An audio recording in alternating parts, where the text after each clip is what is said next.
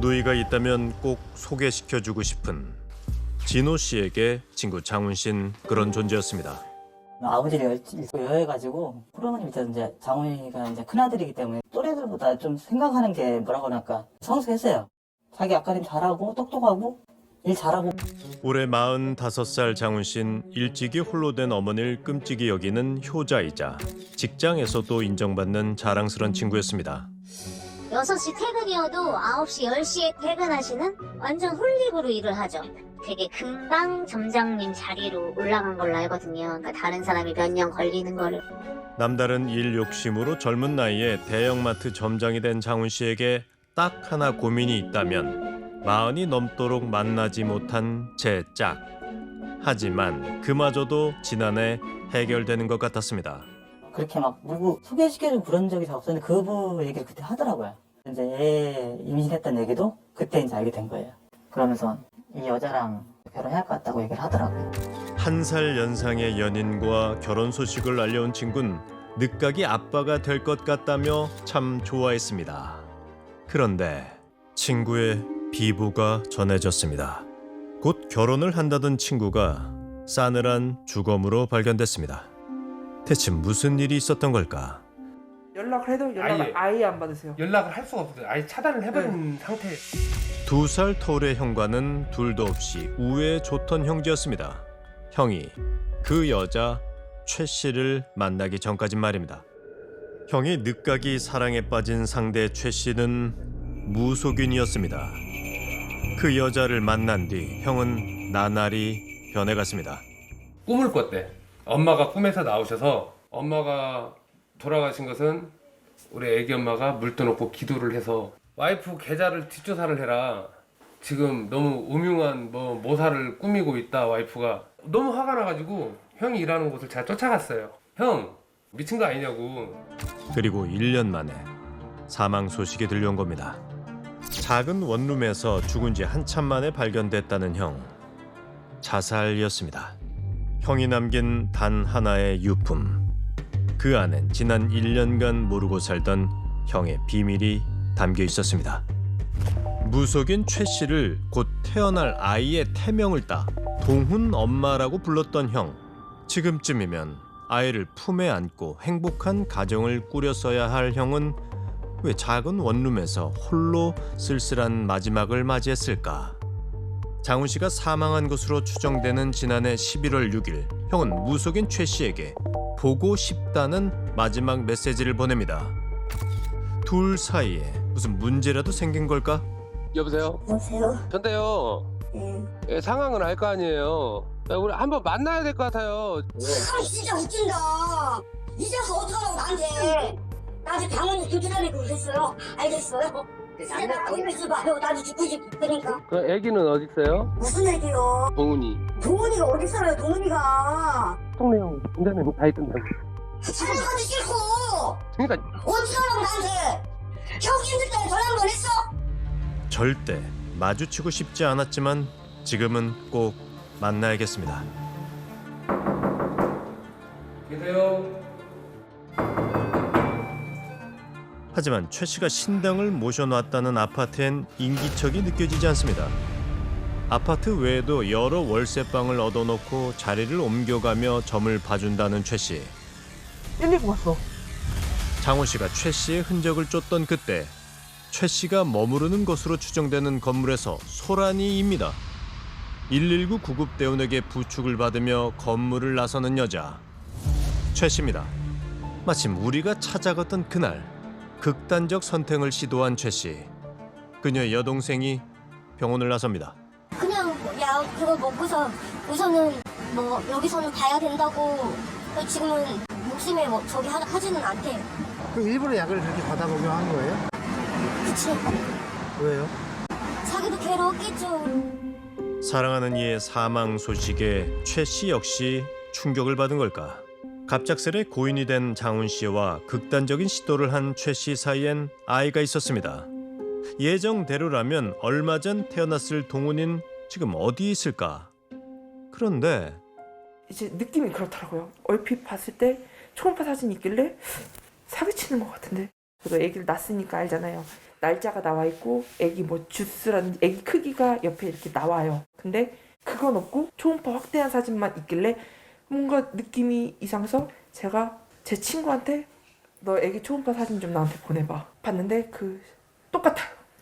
그러니까 최 씨가 장훈 씨에게 보낸 동훈이의 초음파 사진이 최 씨의 지인의 그것과 똑같다는 겁니다.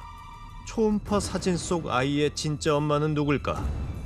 최 씨 지인과 연락이 닿았습니다. 될것 같아요. 저번에 얘기 났는데. 씨는 임신을 안 한 거예요? 네, 그런 걸로 알고 있어요. 그런 얘기를 들은 적도 없고. 장훈 씨의 가족들은 아무래도 그가 이른바 꽃뱀에게 당한 것 같다고 의심합니다. 아주버님과 저희 가족 간의 사이를 갈라놓기 위해서 그 여자가 계속 저희 아주버님한테 제 욕을 했던 것 같아요. 믿지 마라.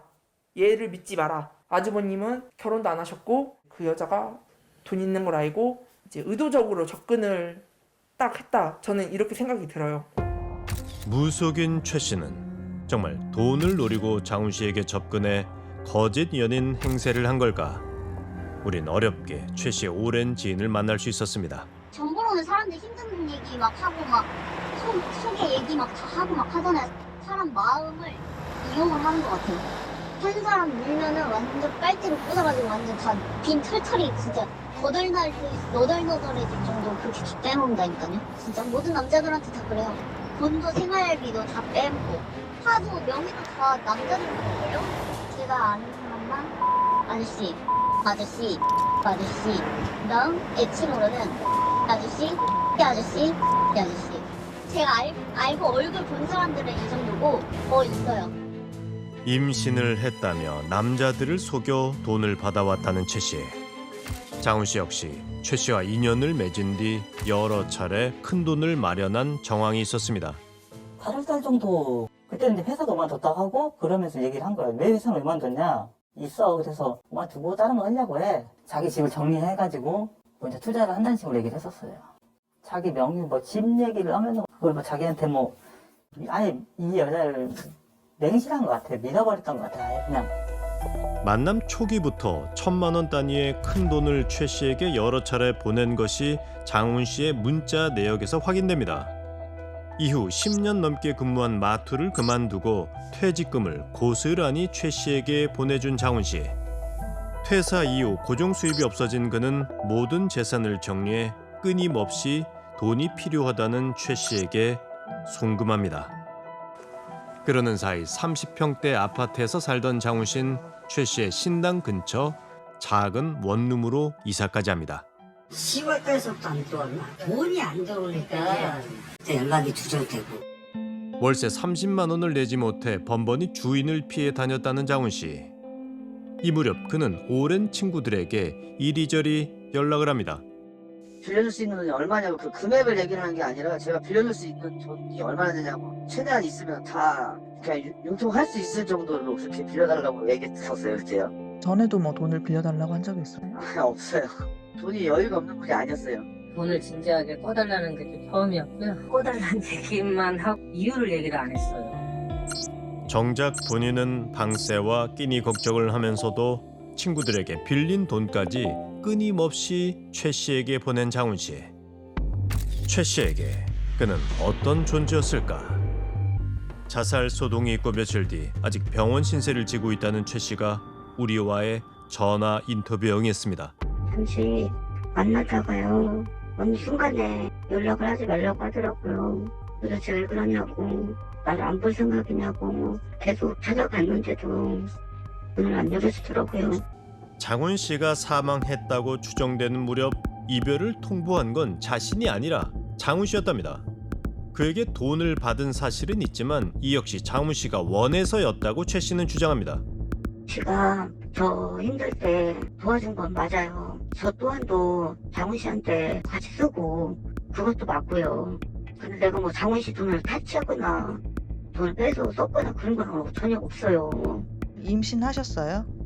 아니요, 안 했어요. 제가 그걸 잘못한 건 알아요. 잘못한 건 아는데요. 자기는 가족이 없다. 누구도 없다. 엄마한테 가고 싶다. 그럼 어떻게 해요, 제가. 두드려도 안 되고 다듬어도 안 되는데 너무 힘들어해서 제가 했어요. 저는요, 단 한 번도 장훈 씨한테 돈으로 갖다가 욕으로 한 것도 없고요. 저도 돈을 많이 썼고요. 저도 지금 빚을 많이 졌고요. 갖지도 않은 아이의 육아용품을 산다며 임신부인 자신의 병원비로 쓴다며 참 많이도 돈을 가져간 최 씨. 빈털터리가 된 장훈 씨가 최 씨에게 그립다고 보낸 메시지가 두 사람 사이에 오고 간 마지막 문자입니다. 마지막 문자에서도 최 씨를 갈구하던 그는 그녀와 1분 여간의 통화를 끝내고 스스로 목숨을 끊은 것으로 추정됩니다. 남자분 입장에서는 자기가 엄마를 잃었고 아이를 이제 그 잉태한 여성에게 많은 걸 투자했고 그 여성을 케어하는 걸로 자기의 허전한 마음을 채웠을 가능성이 높거든요. 결정적으로 6시 39분까지도 너무 보고 싶어 이런 얘기를 했는데 6시 50분에 무속인이랑 전화 통화를 한 뒤에 자세를 결행하신 거잖아요. 그렇다면 이 전화에서 뭔가 이분으로 하여금 이 가까스로 버티고 해줬던 어떤 원동력이 되었던 것들이 더 이상은 의미가 없어라는 판단에 이르게 하는 내용의 대화가 오갔을 가능성이 높은 거죠. 여자를 만나기 전까지 그는 한 집안의 든든한 맏아들이었습니다. 여자에게 하나뿐인 형을 빼앗겼던 1년의 시간이 장훈 씨는 통탄스럽습니다. 하늘나라에서 내가 이렇게까지 하고 있다는 것을 내 진심을 알아줬으면 좋겠어요. 오해는 풀고 가라고. 진심이었다는 것만 알아줬으면 좋겠어요.